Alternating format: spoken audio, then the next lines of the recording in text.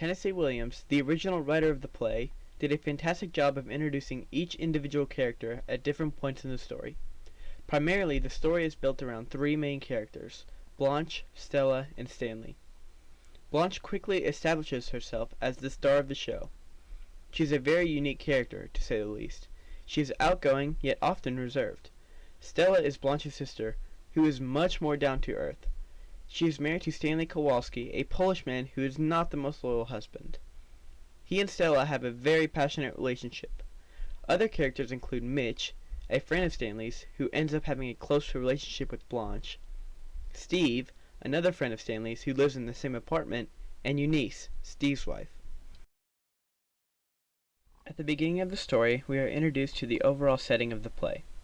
Based on the publishing of the play in 1947, the story most likely takes place in the same time period. There is no obvious indication that the story takes place before or after the late 1940s. Most of the story takes place in the apartment building of Stella and Stanley near downtown New Orleans. In the very first interactions between the main characters, we learn about Stanley and Stella's deep relationship. They are a very passionate couple. Even after Blanche arrives at their apartment, there are several obvious flirtations between them. When Blanche arrives, she makes herself at home immediately. Even when she first enters, it is obvious that something is bothering her. As a result, she finds herself unable to fit into the environment of the city.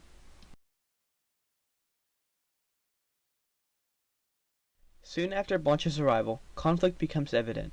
In fact, her simply coming to the apartment is probably the inciting incident of the story.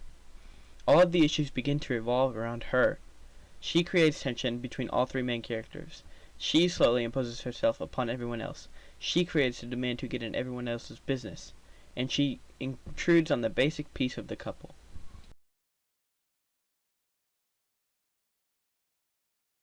In many of Tennessee Williams' stories, there are huge conflicts. A Streetcar Named Desire is no exception. All characters end up being involved in some sort of issue. The main conflicts are the tensions created by Blanche. She initially is very rude to Stella and demands quite a bit out of her. On the other hand, she is very aggressive with Stanley. Their relationship, however, evolves into a very flirtatious one. This continues for most of the story.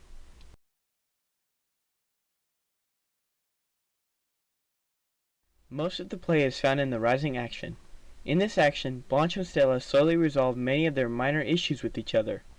This helps ease the mood partially.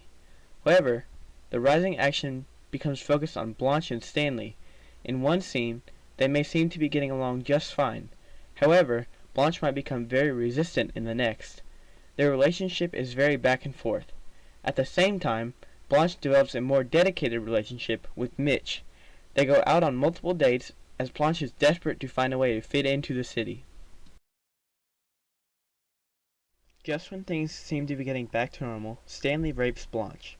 The issues of the story all seem to come back to life, resulting in several other tensions. In the next scene, Blanche tries to convince Stella that the incident took place.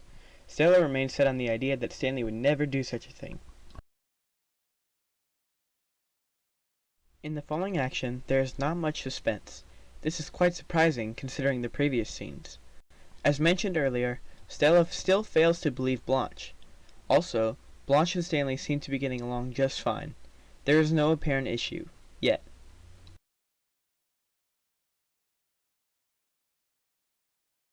Tennessee Williams is one of the greatest playwrights of all time, and this story is most definitely a testimony to that title. He expertly balances all elements of the story. Throughout the play, there are several twists. At the beginning of the story, it looks like the plot will move along very slowly. However, the pace quickly accelerates. The story suddenly became very fast-paced with a new twist on every other page. I personally enjoy the story, and this would not typically be my kind of book. Overall, I would recommend this book to most people. Many people might not enjoy the rapid pace of the plot, while others might not find the story interesting enough. However, A Streetcar Named Desire is undoubtedly a good read for anyone interested in complex plots or juicy stories.